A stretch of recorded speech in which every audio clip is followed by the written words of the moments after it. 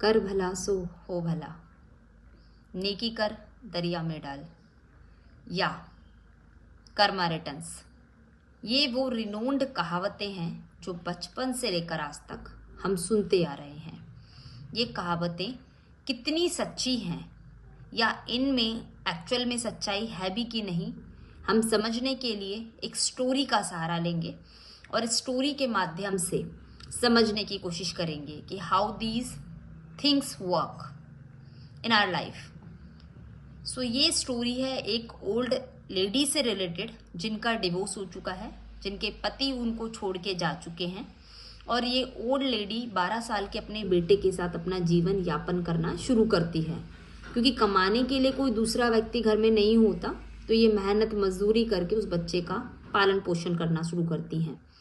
होता क्या है कि बच्चा धीरे धीरे स्कूल जाना शुरू करता है, पढ़ना शुरू करता है और 16 साल की उम्र में बच्चा अपने घर से जाने का फैसला करता है। माँ के बहुत समझाने के बाद भी बेटा जब नहीं रुकता तो माँ उसे जाने के लिए अलाउ करती है। बेटा घर छोड़ के चला जाता है ये कहकर कि मेरे दोस्त बाहर जा रहे हैं और बाहर अच्छा पैसा है और मैं पैसा कमाऊंगा, अमीर बन के एक न एक दिन इस घर में ज़रूर वापस लौटूंगा। ये बोलकर बेटा घर से चला जाता है। अब वो ओल्ड लेडी अकेली होती हैं तो किसी तरह अगेन वो मेहनत मजदूरी करना शुरू करती हैं और अपना पेट भरने के लिए काम भी करना शुरू करती हैं। सिलाई बुनाई भी वो सीखती हैं और टेलरिंग का काम कर कर मजदूरी करके अपना घर चलाना शुरू करती हैं। तो होता क्या है कि एक लंबे टाइम के बाद जब वो अकेली रहना शुरू करती हैं तो कहीं ना कहीं उनका ध्यान दान पुण्य की तरफ जाता है। तो वो क्या करती हैं कि जब भी खाना बनाती हैं एक ताज़ी रोटी चूल्हे पे बनाने के बाद उस ताज़ी रोटी को घर की खिड़की से एक एंगल निकालती हैं और एंगल में लटका के छोड़ देती हैं। तो उन्हें ये नहीं पता होता कि वो एक्चुअल में रोज़ वो रोटी कौन लेके जाता है, कौन खाता है, शी डोंट नो। सो होता क्या है कि डेली की उनकी वो हैबिट में आ जाता है। तो एक दिन वो बड़े ध्यान से देखती हैं तो उन्हें एक कंबल ओढ़े हुए एक बूढ़ा व्यक्ति दिखता है जिसकी कमर में कुबड़ है। तो वो झुक के चलते हैं तो वो देखती है कि कोई कंबल वाला व्यक्ति है जो कुबड़ जिनका निकला हुआ है और वो रोटी लेके चले गए हैं। फेस वो नहीं देख पाती अनफॉर्चुनेटली। तो उन्हें समझ में आता है कि अच्छा ये ओल्ड व्यक्ति ही है जो रोज मेरी ताजी बनी हुई रोटी को ग्रहण करता है। तो होता क्या है कि एक टाइम के बाद एक दिन होता है जब वो बहुत डरावने सपने देख के जागती हैं। सपना उनको बहुत डरावना आता है, कहीं ना कहीं अपने पुराने पास से रिलेटेड फ्रस्ट्रेट होती हैं और इतनी ज़्यादा फ्रस्ट्रेशन उनको होती है, इतनी ज़्यादा वो स्ट्रेस में होती हैं कि वो खाना भी नहीं खाना चाहती। मजबूरन वो खाना बनाती हैं तो कहती हैं कि मैंने किसी का क्या ठेका लिया है जिसको मैं रोज़ एक ताज़ी रोटी बना के दूँ। क्या वो व्यक्ति कमा नहीं सकता है या मेरे ऊपर कोई जिम्मेदारी नहीं या मैंने किसी की जिम्मेदारी नहीं ली जिसके लिए मैं ताज़ी रोटी बनाऊं। और आटा कितना महंगा मिलता है उसके लिए मैं मेहनत मजदूरी करती हूँ, इतनी मेहनत से कमाती हूँ। वो इस फ्रस्ट्रेशन को लेकर इतनी परेशान होती हैं, इतनी फ्रस्ट्रेट होती हैं कि वो ये सब सोचने के बाद एक रोटी के जो स्टार्टिंग में एक रोटी बना के खिड़की पे लटकाया करती थी उसमें जहर मिला देने का फैसला करती हैं और जहर मिला के वो रोटी बनाती हैं, तवे पे डालती हैं और वो रोटी को लटका देती हैं। सडनली कुछ सेकंड में उनके माइंड के थॉट्स चेंज होते हैं एंड सी सेड कि अरे मैंने क्या गलती कर दी है, ऐसे तो मैं किसी की जान नहीं ले सकती हूँ।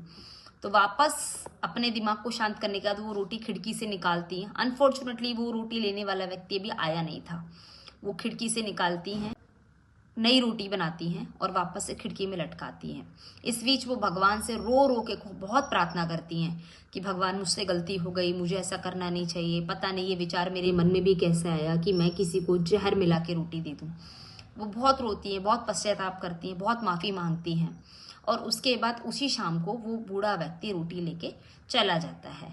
अब स्टोरी को हम थोड़ा सा और आगे की तरफ लेके जाते हैं तो होता क्या है कि एक समुद्र के किनारे एक लड़का लेटा हुआ मिलता है और जो बुरी तरह चिल्ला रहा होता है, जिसकी आवाज़ भी बहुत मतलब मुश्किल से निकल रही होती है और जो चिल्ला चिल्ला के बोल रहा होता है पानी पानी पानी, मुझे भूख लगी है, मुझे पानी दो।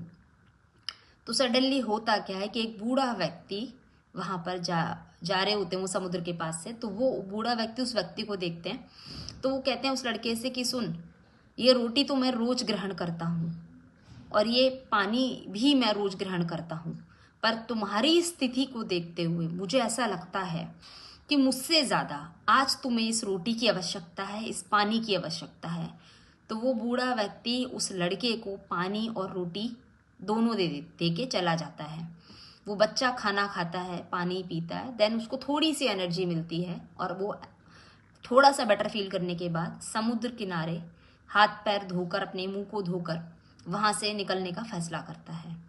शाम का वक्त होता है। हर बार की तरह वो ओल्ड लेडी भगवान की पूजा अर्चना करके घर की बालकनी की तरफ जाती हैं। फिर वो घूमने के बाद, थक हारने के बाद वापस से नीचे आके आप घर के लॉक कर देती हैं, सोने का फैसला करती हैं। तो सडनली होता क्या है कि गेट पे एक नॉक होता है और वो 2-3 बार नॉक होने के बाद जैसे ही गेट खोलती हैं तो वो सामने अपने बेटे को देखती हैं। अपने बेटे को देख के वो बुरी तरह, उनके आंसू जो होते हैं वो निकल जाते हैं, बुरी तरह चीखने लग जाती हैं कि मैं तो कब से तुझे याद कर रही थी, मैंने कितनी प्रार्थना की कि तू वापस आ जा और मैंने बहुत ट्राई किया कि वापस तुझसे मिलने आ सकूं, बट बेटा मेरी हालत नहीं थी या मेरी स्थिति नहीं थी। वो इस तरीके से एक तरीके से पश्चाताप कर रही होती है कि कहीं ना कहीं उनके बेटे का जाने का कारण वो स्वयं थी। तो बेटा गले लगता है और फूट फूट के रोता है और बेटा कहता है कि माँ, अगर आज मुझे पानी और भोजन नहीं मिलता तो शायद आज मैं यहाँ जिंदा नहीं खड़ा होता। तो माँ बड़ी परेशान हो जाती है कि पता नहीं क्या हो गया या मेरा बेटा ऐसी बातें क्यों कर रहा है। तो वो उसे बड़े अच्छे से सहलाती है, सर पे हाथ फेरती है, फिर उससे पूछती है हुआ क्या, मुझे पूरी कहानी बताओ। तो बेटा कहता है कि मैं सडनली वहाँ पे समुद्र के किनारे पड़ा हुआ था। रीज़न ये था कि जिन लोगों पे भरोसा करके मैं काम के बहाने बाहर गया था, वहाँ पर उन लोगों ने मुझे मजदूर बना दिया था। मुझे काम कराते थे, कोई पैसे नहीं देते थे। कहीं से हिम्मत करके मैं थोड़ा बहुत पैसा लेके, अपना किराया भाड़ा करके उस जगह से भाग के निकला हूँ। भूखा प्यासा था, पैसे मेरे पास थे नहीं, किसी तरह मैं वापस पहुँचा। उसके बाद बोट जो थी, जिस बोट में बैठा था, उस बोट में पानी भर गया था, सारे लोग डूब गए थे। जब मेरी आंख खुली तो मैं समुद्र के पास पड़ा हुआ था और मुझे बहुत तेज़ भूख लग रही थी, बिकॉज 2 दिन से मैं ट्रैवल कर रहा था, बहुत प्यास लग रही थी। सडनली वहाँ पे मुझे इस हालत में देखकर एक बूढ़ा व्यक्ति आया, जिसने मुझे रोटी और पानी देते वक्त एक बात बोली माँ, जो बहुत अजीब थी। उसने कहा कि ये रोटी मैं रोज ग्रहण करता हूँ, ये तो मेरी ही किस्मत में है, परंतु आज मुझसे ज़्यादा इस रोटी की आवश्यकता तुमको है। तो ये रोटी मैं अपने हिस्से की तुम्हें देता हूँ, एक दिन मैं भूखा रह के जी जाऊँगा, बट तुम नहीं जी पाओगे। तो उसकी माँ ये सुनने के बाद बहुत फूट फूट के रोती है और भगवान से जाके प्रार्थना करती है कि thank you so much God कि आपने मुझे सही टाइम पे समझ दी, सही टाइम पे मुझे रियलाइज़ कराया कि कितनी बड़ी गलती मैंने कर दी। क्योंकि उस लेडी को सेम टाइम रियलाइज़ हो गया था कि ये रोटी देने वाला व्यक्ति ये वही है जिसको वो एक रोटी खिड़की पे टांग के छोड़ती थी, जो वो रोटी उसकी खिड़की से डेली ग्रहण करता था। और बच्चे ने बताया था कि वो कुबड़ वाले व्यक्ति थे, कहीं ना कहीं वो काफ़ी झुक के चल रहे थे, लाठी के सहारे चल रहे थे। तो उसकी मदर को रियलाइज़ होने में कुछ सेकंड ही लगे कि ये व्यक्ति सेम है।